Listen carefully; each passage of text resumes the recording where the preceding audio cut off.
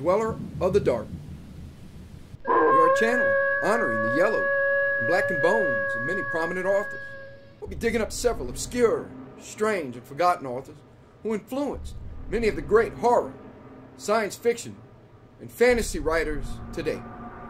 Comment below if you like. If you have authors you'd like to see recognized, list them in the comments or contact our author page. Subscribe for more tales of the horrifying, obscure, strange, and forgotten. We'll have quite a collection, climbing out of the tombs. If you like any of our tales, crush or cut the like button below. Check out our other stories on YouTube and websites. On YouTube, Dweller of the Dark. Official website, dwellerofthedark.com. Official second website, jeffreyleblanc.com.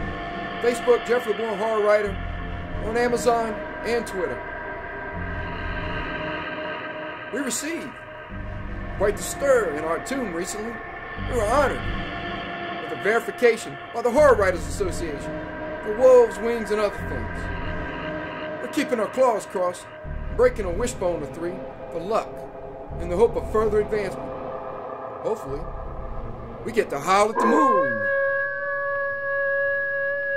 In the meantime, we'll keep slithering on the new novels and quite a few new stories for the channel and collections. Tonight, we bring back that master of horror and suspense, Robert Albert Bloch. Too many great horror writers owe this immortal their careers. More importantly, for this writer, he's a from-the-grave mentor. Bloch was a fiction writer with a diverse array of stories in crime, horror, fantasy, and science fiction. He is best known as the writer of Psycho that led to Alfred Hitchcock's masterpiece. Many great tales on Rod Serling's Night Gallery, weird tales, strange stories, and others. Our personal favorite is The Hammer, horror film classic, The House That Dripped Blood.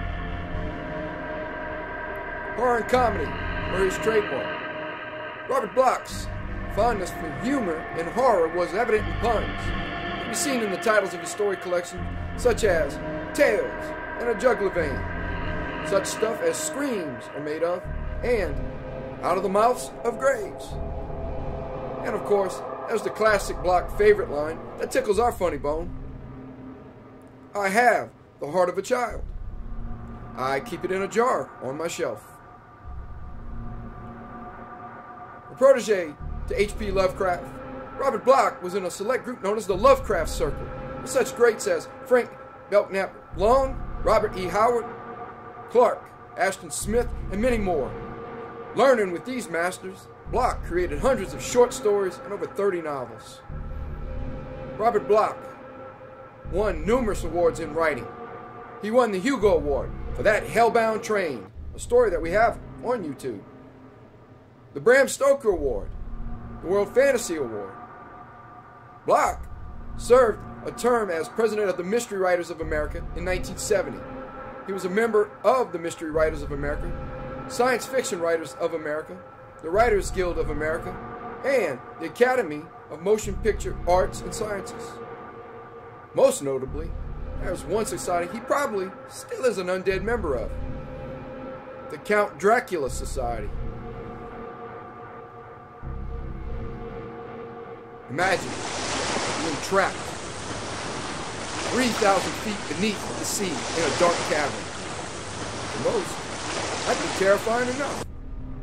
But in that cold, pitch-black cavern, things lumber out of ocean tombs to kill you.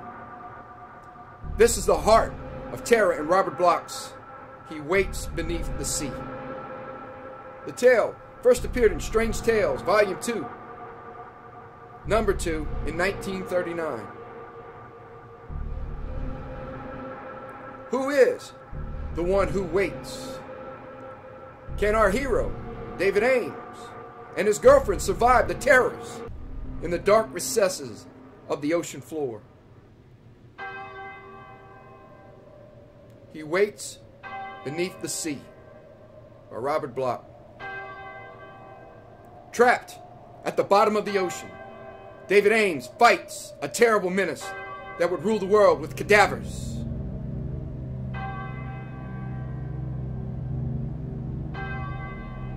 David Ames took Jean in his arms and kissed her. It was quite characteristic of Ames that he did this efficiently, expertly, and very thoroughly. The result was a scientific kiss, typical of Ames' scientific mind, but it seemed to please the girl. She closed her eyes, so did Ames. Together, the two of them tried to imagine the peaceful waters of the South Atlantic all about them, with a soft, tropic moon silvering the waves. It was not a great stretch of the imagination, merely a matter of focusing their minds 3,000 feet above them. For, after all, they were in the South Atlantic, and there definitely seemed to be water all about them. But no moon penetrated these depths. David Ames and Jean Bannon kissed in a submarine on the ocean floor.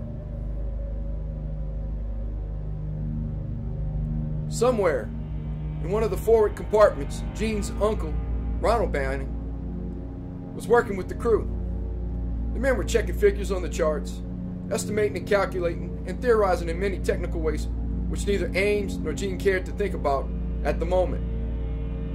All thoughts of the expedition, even the consciousness of their peculiar situation here on the bottom of the sea, did not seem to matter as they embraced again. In their minds, researchers in marine biology held no attractions comparable to the quite human biological research of a kiss. Then came the shock. For a moment, neither of them realized that the submarine was lurching. Abruptly, they stepped apart. "What's up?" Ames muttered.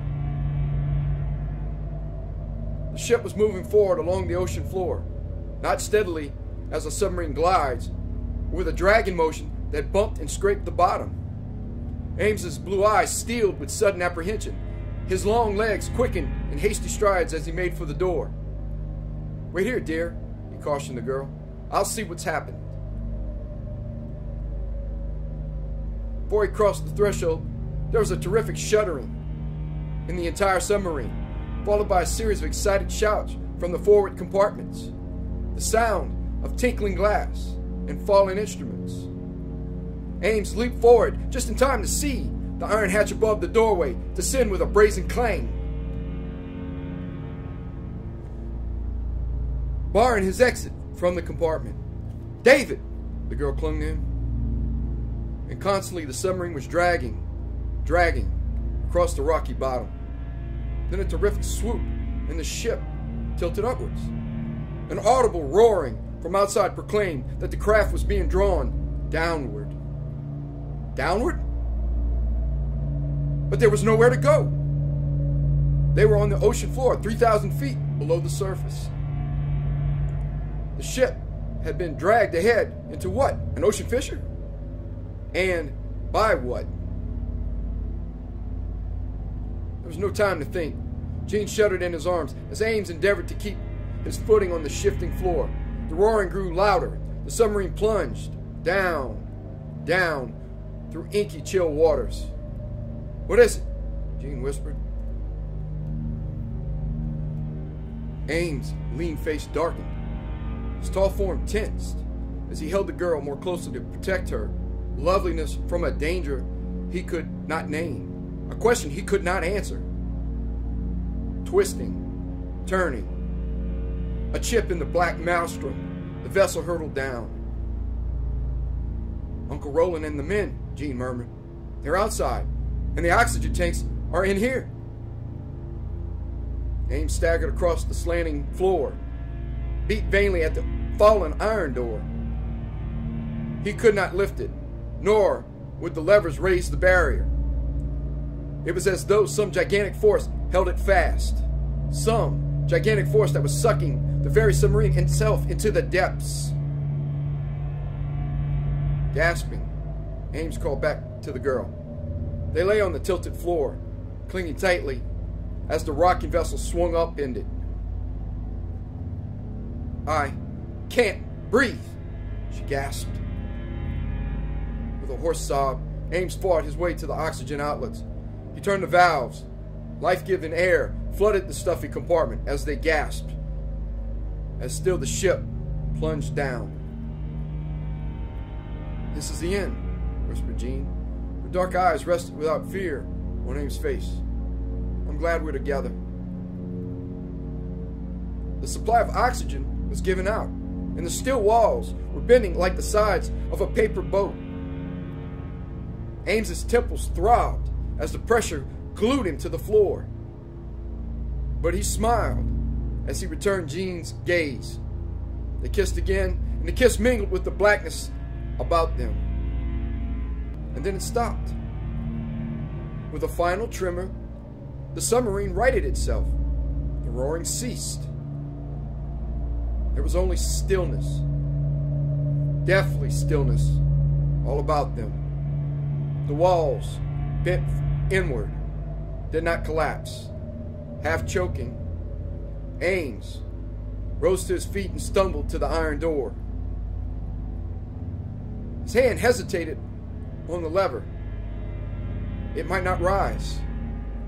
If so, they were trapped in an airless room, countless, thousands of feet beneath the sea, in some strange fissure in the ocean floor. Or, then again, it might rise upon a crushed shell beyond, where the submarine had bent inwards due to lack of oxygen to neutralize the tremendous pressures of the depths.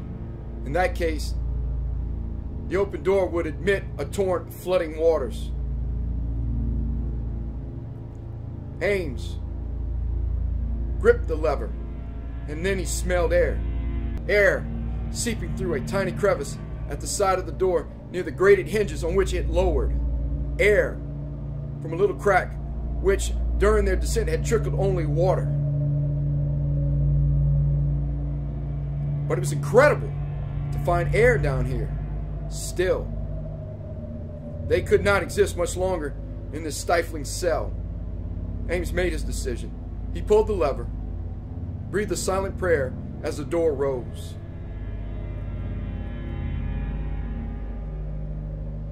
No water entered, but both Ames and the girl uttered a simultaneous gasp.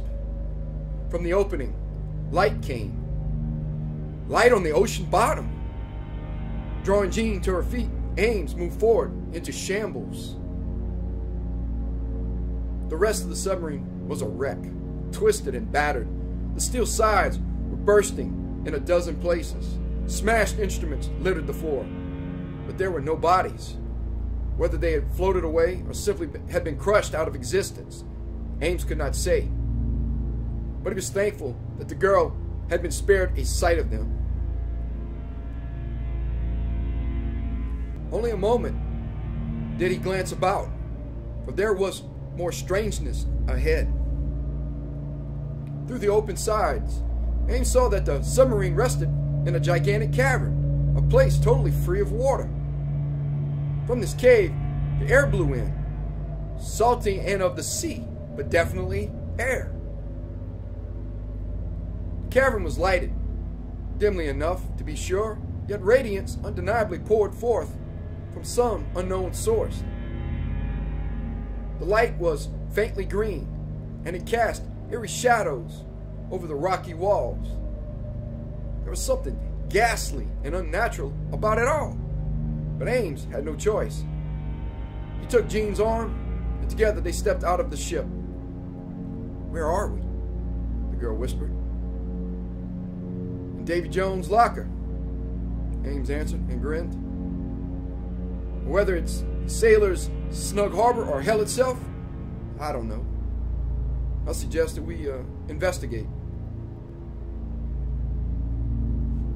There was something very strange about all this. The inexplicable wreck and the descent to a lighted air cavern miles below the ocean floor. The sea is large, and water covers 3/4 of the Earth's surface. Men have not begun to plumb the secrets of the ocean. Science has not fathomed its final mysteries. Ames wondered. But there was rock beneath their feet, air to breathe, light to guide them. They stepped into the cavern, arm in arm. It was massive, with high, dome walls, which seemed to have no apertures or fissures in the piled rocks. But on all sides, at a distance, stretched little corridors leading off into depths of green twilight.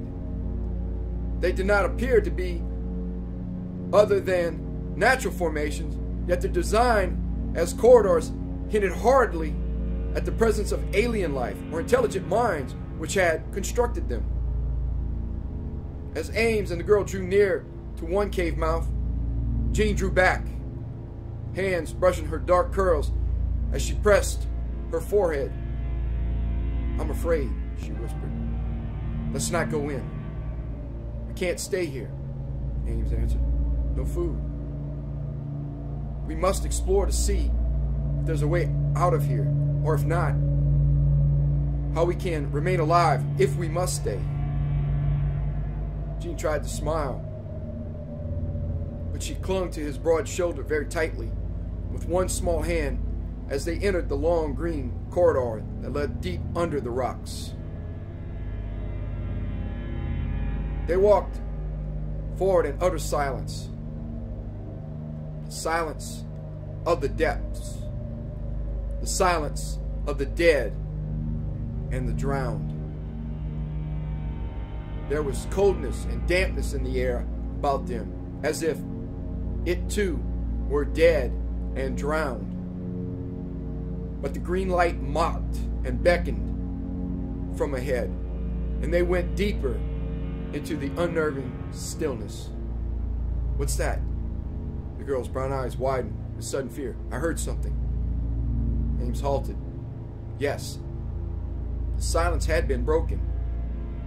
From ahead came a sound, a soft, shuffling sound, as though something were being dragged over the rocky floor of the cave.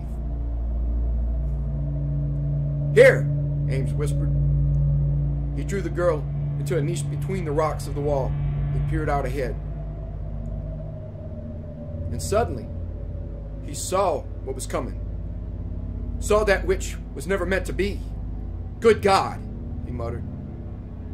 "David, what is it? What's coming?" David Ames stared with wild eyes into the passageway. "David, tell me, what's coming?" The man still stared. "I don't know," he whispered hoarsely, "but I think it's death." Along the corridor, the three dragged their way. One was tall and bony, wearing the uniform of the U.S. Navy. It had no face. The second was dressed in rags and finery commingled, with a buccaneer's cap resting on a head of hair matted with seaweed. The third wore iron over a ghastly frame, ancient Spanish breastplates above white nothingness, for it was truly a skeleton in armor.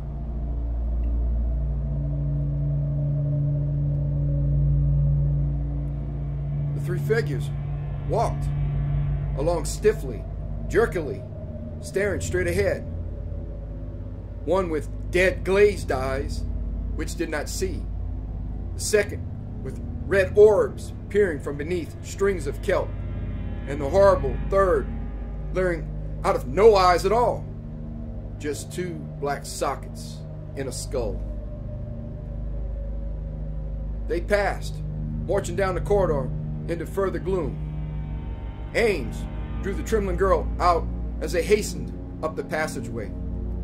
"David, what?" she faltered. "I don't know, dear."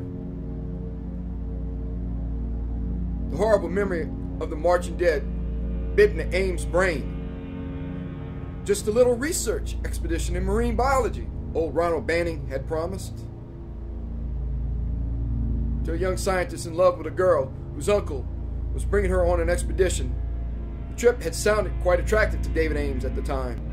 And now, it had led to this. Banning. And all the men were dead. The ship had been dragged into a strange lighted cavern, and he was alone with Jean in a submarine world where the dead men walked. Yet, there was nothing to do but go ahead. Go ahead, and Ames almost stumbled on what lay at the side of the passage.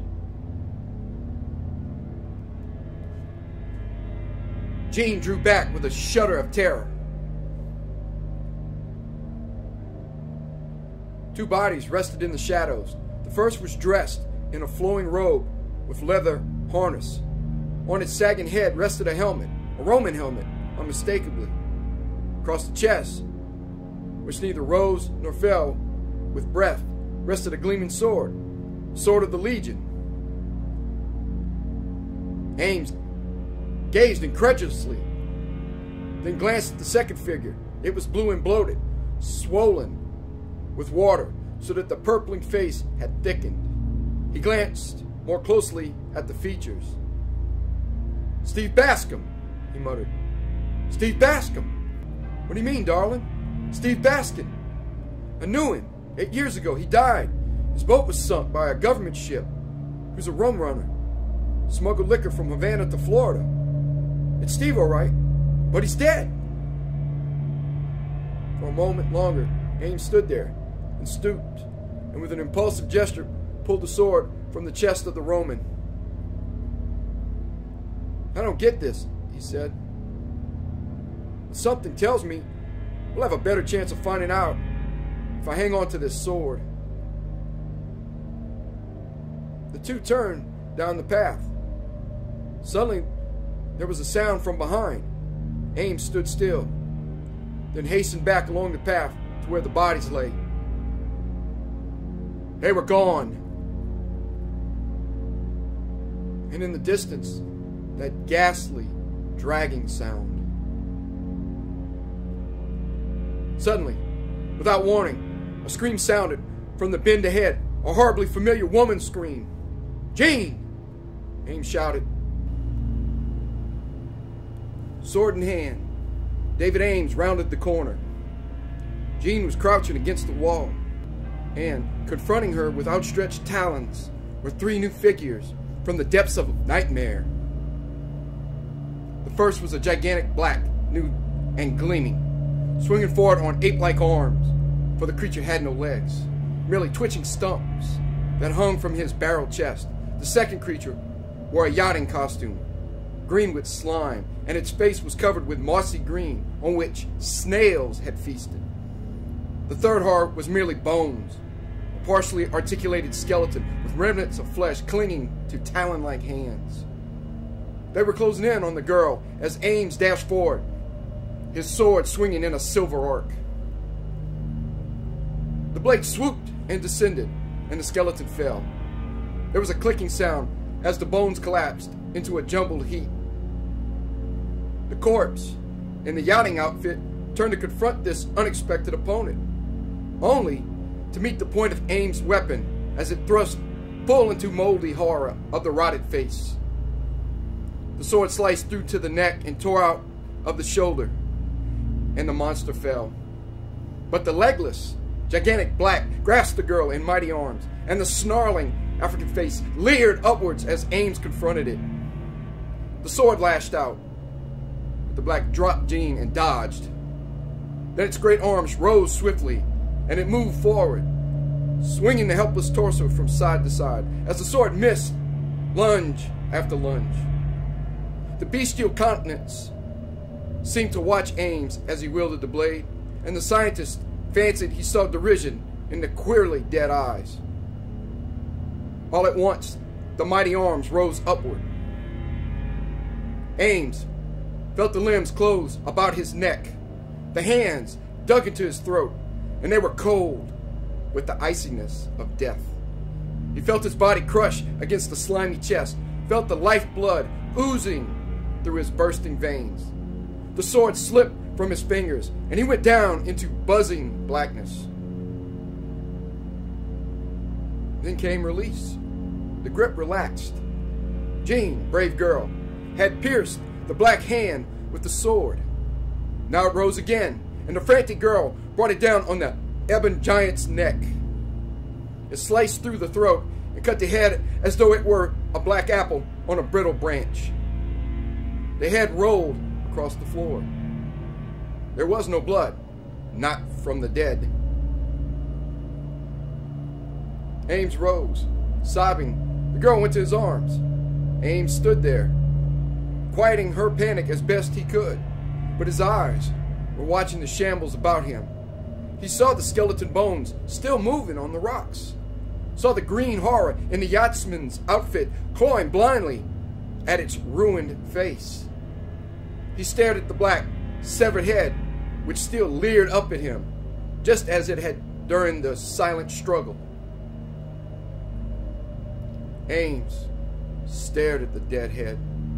As he did so, black eyelids rolled back, red lips parted, and the head grinned. Then a red mouth opened. A voice came from a throat which should not speak. A deep, blurry voice from far away. Go forward, fools. The one who waits expects thee. Blind panic ruled, turning with insane revulsion. Ames and Jean fled down the corridor while the derisive head grinned after them, mad, cackling laughter ringing in their ears.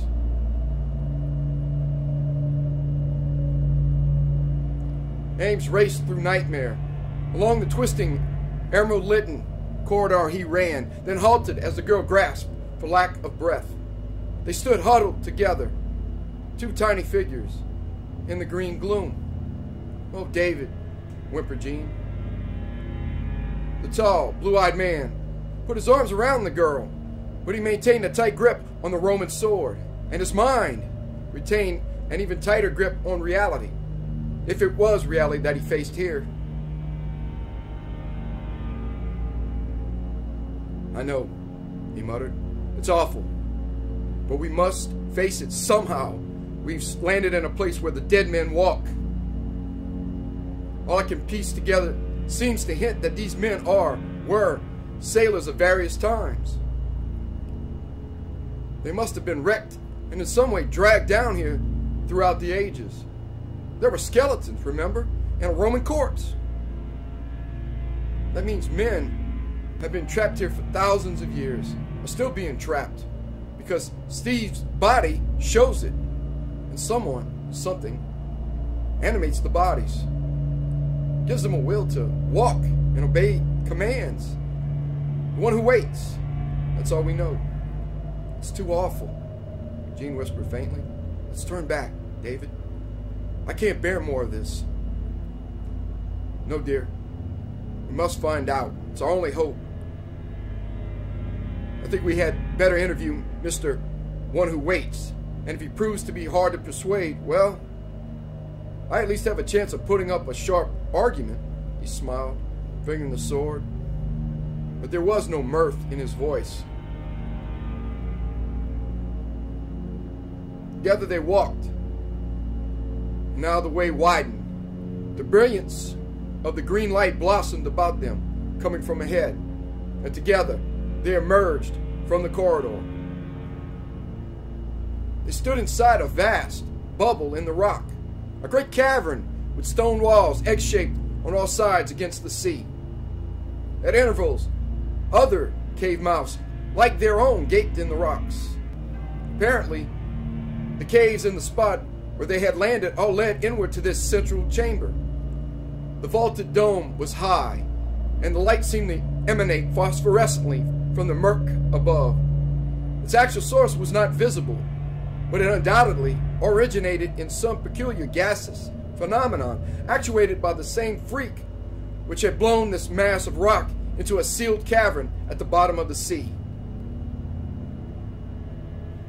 For a moment, David's scientific soul burned to investigate these submarine marvels, but necessity turned his thoughts elsewhere.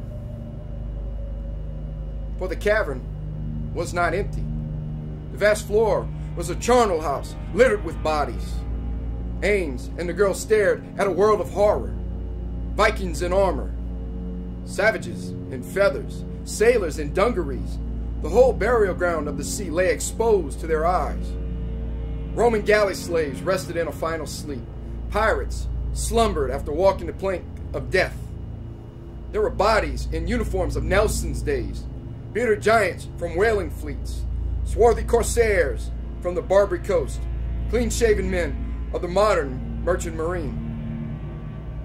All were sprawled together in a shambles, rank on rank, in hundreds and thousands. They answered the roll call of the ocean's dead. Here kings and cabin boys, admirals, captains, and common seamen, explorers and pleasure cruisers, cutthroats and missionaries rested in the sea's sleep. Some of the bodies were skeletonic cadavers. Others were blue and bloated with water. Some bore wounds, and any had given ghastly feasts to the fishes.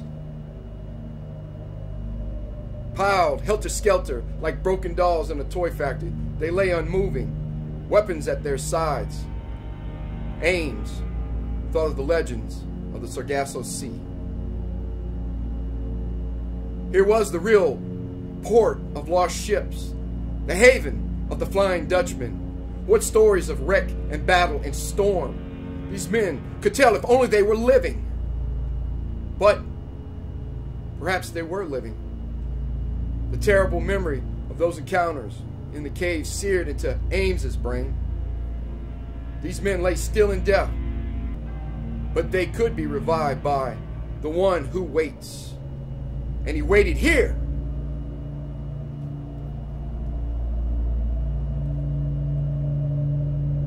Beyond the pile of bodies stood the black box. In the center of the chamber it stood on end, like a Chinese coffin. It was closed, sealed, but Ames knew instinctively that it contained life.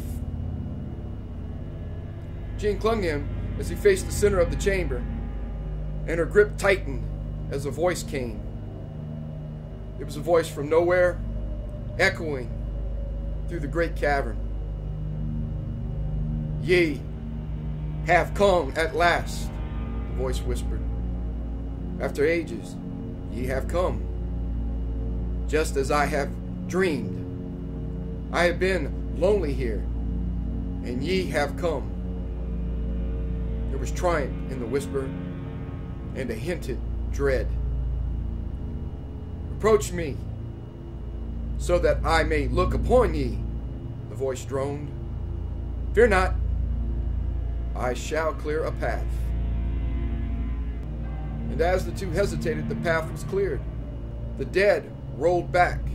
A long, shuddering groan swept through the cavern, as though the slumber of many dreamers had been disturbed. Rows of bodies turned on their sides, opening a hard pathway through the sleepers. Come on, Ames whispered. We must. He drew the girl with him. Together they walked down the terrible aisle. Ames held his sword in readiness. Jean's eyes never left the bloated bodies of the drowned on either side. Then they stood before the black box. Ye need not fear, came a whisper, softer this time. They cannot harm lest I command it. Who are you? Ames demanded. He controlled his voice only by effort, for his reason tottered. Dressing an empty black box in a half filled with drowned men was madness. Yet it was true. Who are you?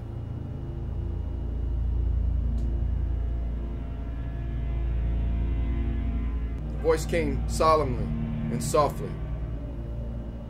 I am the one who waits.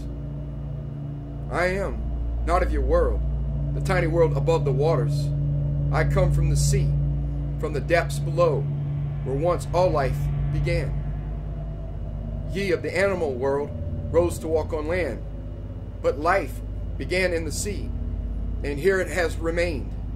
Here it has developed, and evolution has progressed infinitely further than in your world above. The voice paused. then continued. I find it hard to put into words ye can comprehend. But this I can say. After a time, we below evolved so highly that our bodies disappeared. Only intelligence remained. An intelligence so great, ye could not begin to understand it. And carrying out the full cycle of evolution, that intelligence finally began to die. I am the last survivor, the one who waits. I was the wisest. I knew the fate in store for me, and so in these final years I have planned. During the past few thousand, ye cannot understand, but such passage of time is comparable to a few of earthly days to you. I have thought and planned and worked to find a way of surviving the doom which lies ahead. Long ago, in the days when Atlantis still rose above these waters, our people had achieved a science greater than anything ye know. But as we disembodied, such knowledge became worthless, and ambition died, so that all forgot the secrets we once cherished. All but myself. I remembered. And I used them in my plans. With their aid, I protected myself when Atlantis sank, survived the earthquake, which sent a continent crashing. This hollow cavern saved me, though it destroyed our cities here below. Here I have dwelt and worked, for I evolved a plan of survival. There were many bodies in the water when Atlantis fell. Some of these, using the science we had long since discarded as worthless, I reanimated. This I achieved by sending a portion of my intelligence into their brains. Once given life again, I set these creatures to work, building this cavern against all future disasters. Then I built the magnet. Ye have not seen that, but ye felt it. It is set above this cavern, directly under the fissure leading to the ocean floor. It drags down every vessel that passes overhead, drags it into the fissure and to the cavern. So that's what pulled our submarine here, Ames muttered. No wonder the iron door fell and wouldn't raise. Precisely, the voice answered, as though reading Ames' thoughts. From all these ships, I took the bodies of the men. This I have done for centuries. Why, ye ask? The voice rose to a passionate crescendo. It was ghastly to hear such emotion rising out of nowhere.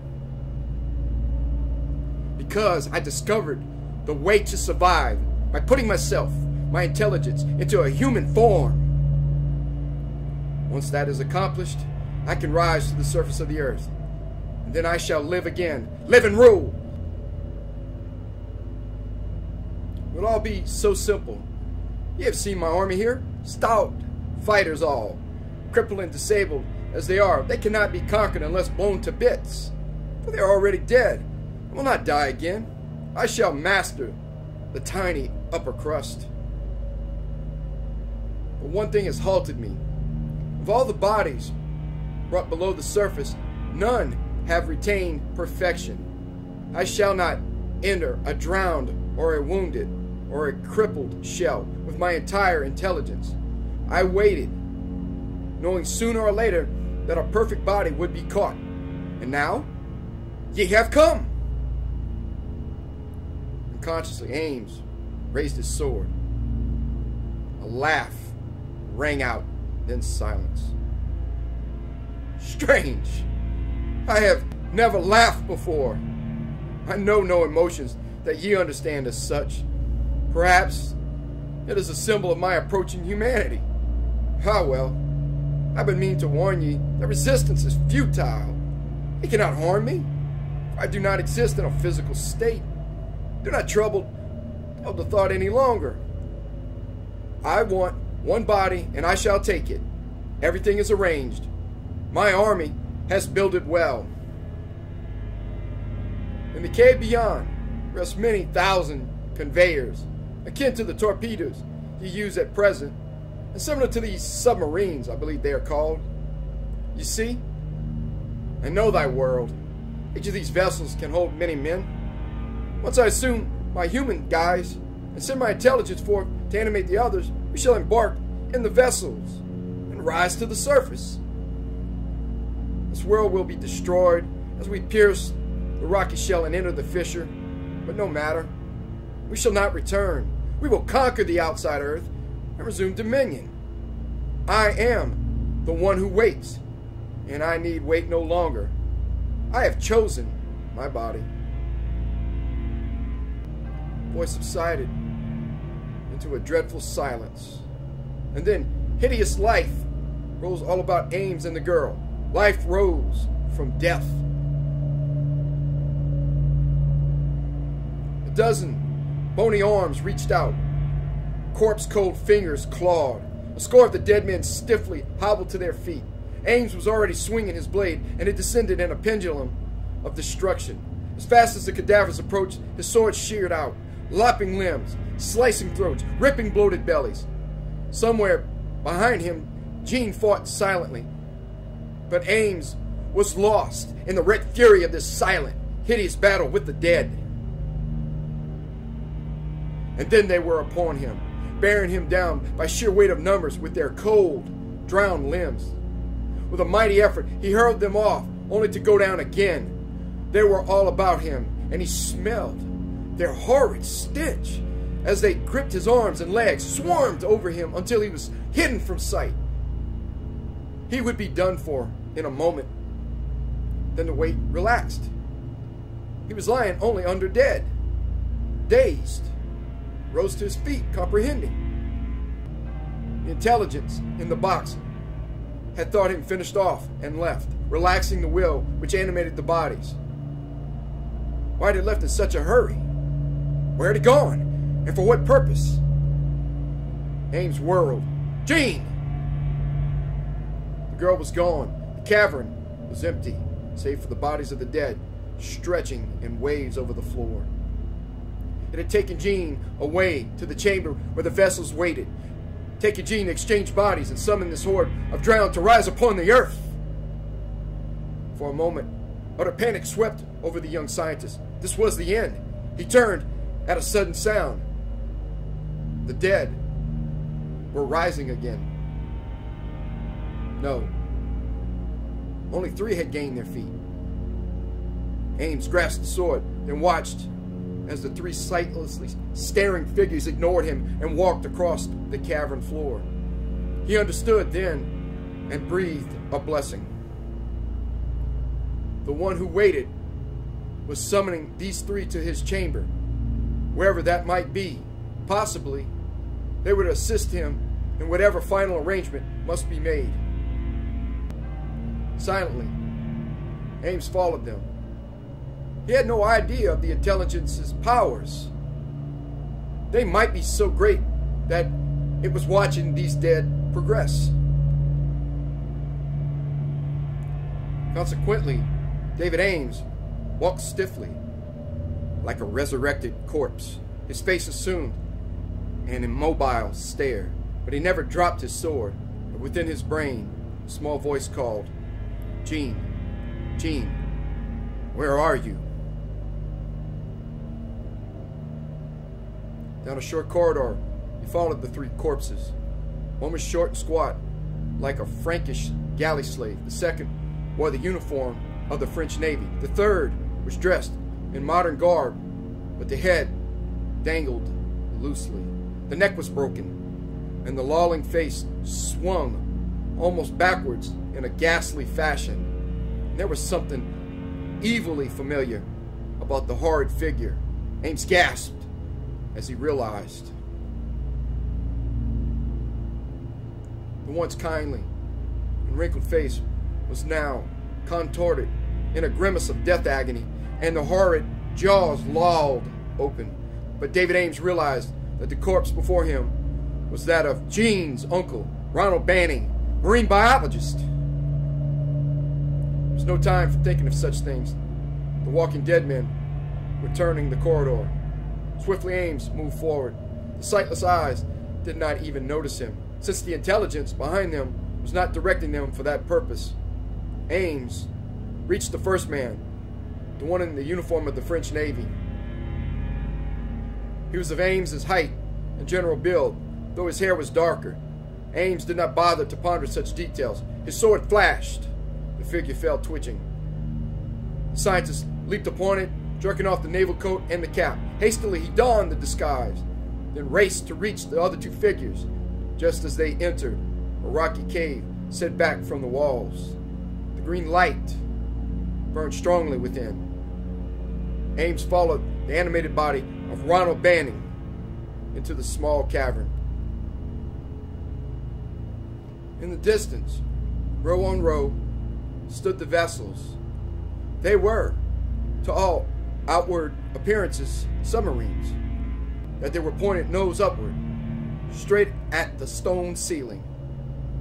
Ames noticed that they had peculiar, torpedo-like attachments at the snout, undoubtedly explosive agents to blast the vessels out of the cavern.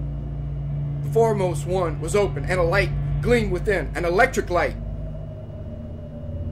Ames followed the two figures that moved, without hesitation, toward the open door in the side of the vessel. Then he stood in the cabin.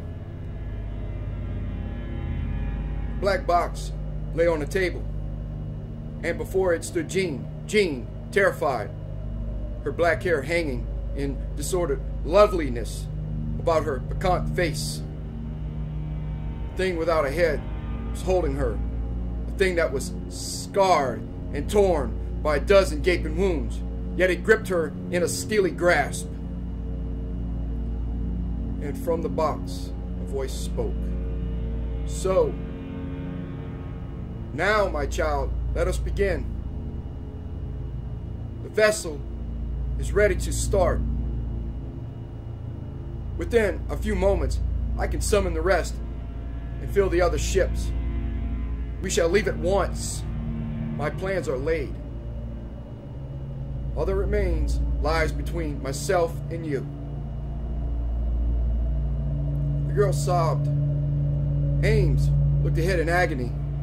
He dared not betray himself. The voice purred on. Do not feel badly.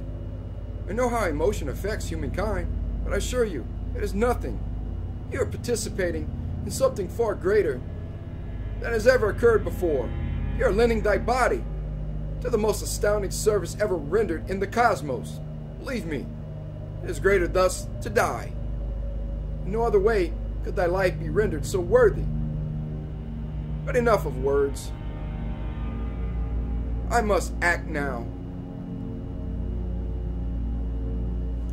There was a moment of silence, and the headless thing held the girl quite tightly. Suddenly, Ames, watching, saw the color draining from Jean's face. Her eyes grew glassy, fixed in a blank stare. They were riveted on the black box, and now the room seemed to whirl as it hummed with unseen power. A terrific force seemed to be rising from the black box, as though it were emerging. There was nothing to see or hear, but the feeling grew. And Jean's face faded. Another face was peering through. The one who waits was taking Jean's body. Then came surcease. Life gradually returned to the girl's face. From the box came a murmur.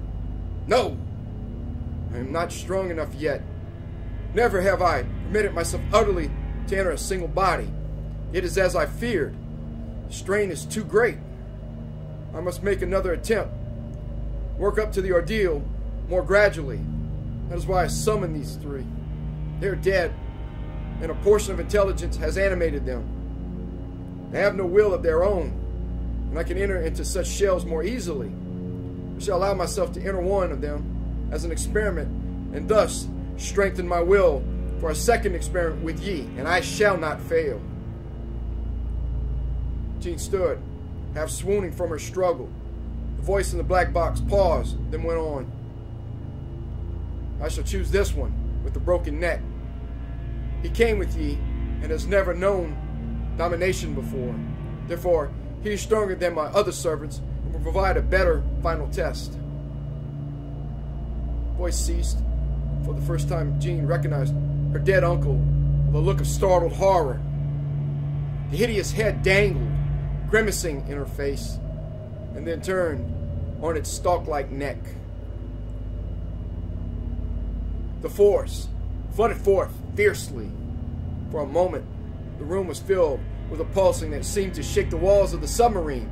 And then, I have triumphed! The voice came, not from the box, but from the dead lips on the dead face of Ronald Banning. It came, not from a stiff, unseen corpse, but from an actual, living dead man. The deep voice brought life from dead lungs, breathed hardly as it walked across the submarine cabin. The girl shuddered. Ames still stood silent, but his legs were trembling, and he felt the sweat of utter dread upon his brow. The man with the broken neck, the man with Ronald Banning's face, the man who was not a man, but one who waits, walked and spoke. A human body, remarkable. I feel life once more, form, corporeal existence. I shall like that. You are but a woman, but thy body shall suffice. This one is a broken reed. You are young and strong and healthy, and I have the strength to enter. Why delay? Horribly, inhuman chuckle burst from the swollen purple lips. I shall hold ye in my arms and breathe my soul into thy form, and then arise to power. The corpse advanced, and Ames acted, his sword thrust upward. At the instant, the figure turned. An imposter! The thing that was not Ronald Banning darted to one side. Kill him! He shouted. And the other two corpses acted. The galley slave rushed in, arms swinging, but Ames was already lunging with deadly precision and swept his sword through waist and belly alike with ripping thrust. Jean rushed across the cabin and slammed the door fast. The creature in Banning's body vainly clawed at the handle. Ames went after him, but slipped and fell. The remaining corpse was on him from the rear, together with the awful headless creature. The three went down together, but Ames held the sword upthrust, and as the headless being fell forward, it was pierced. Rolling to one side, Ames again slashed the crippled galley slave. The two bodies lay twitching madly as the scientist rose to his feet and confronted the body of Banning. You can't be touched, eh? Disembodied intelligence, he grated. You're alive now, and in a human body. The one who waits, your waiting is ended. The sword came down. There was a shearing sound. As grasped in both hands, the blade cleft through head and neck. Something red and bleeding fell to the floor and lay still. It looked not unlike a human brain. The pulsing vibrations that had filled the room were ceased. The thing was dead. And Ames turned to look for Jean. Jean! He cried. What are you doing? The girl was fumbling at a panel at the end of the room. She turned to him with a determined smile. We're getting out of here, and right now, she answered. Her slim hands pulled levers. Suddenly, with a roar and a lurch, the submarine rocketed upward. There was a single grinding shock as the vessel exploded through rocky walls, then merely a steady humming as the righted submarine arose. From below came a deep, sonorous rumble. The cavern is filling in, the girl whispered. We're going up. Silently, Ames took her in his arms. Their kiss was long. It was not interrupted until the vessel lurched again. James's eyes followed the wall until they reached a periscopic mirror. He nudged the dark-haired girl with a slow grin. "Look through there," he said. "I could see the stars. Together." Thankfully, they gazed on the blue heavens above the South Atlantic.